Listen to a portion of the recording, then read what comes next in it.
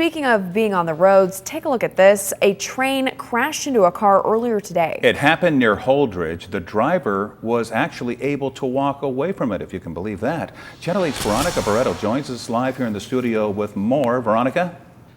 Yes, Rod, that crash earlier today was between an Amtrak train and a car.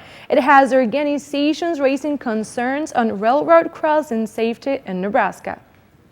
On Thursday morning, the Phelps-County-Sheriffs-Office responded to a crash between an Amtrak train with 120 passengers and a car near Holdrege. The vehicle's driver failed to yield at the railroad tracks, which does not have crossing arms but does have a railroad crossing sign. Lucky for the driver, she was taken to a hospital with only some neck injuries, but will be okay. She was ticketed.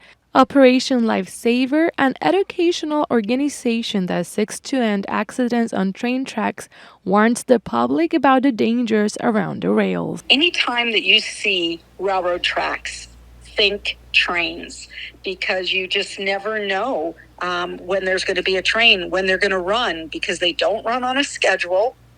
They run 24 hours a day, 7 days a week.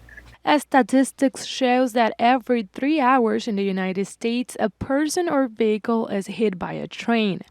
Ashworth says most railroads in Nebraska do not have lights and gates, so people in rural areas must keep their guard up when crossing train tracks.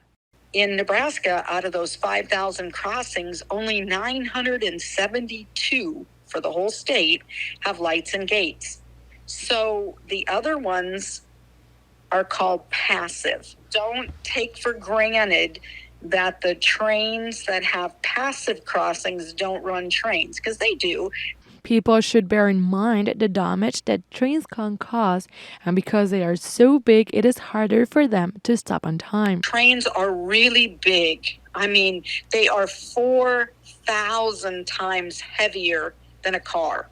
So just what a car can do to a pop can is the same thing that a train can do to a car.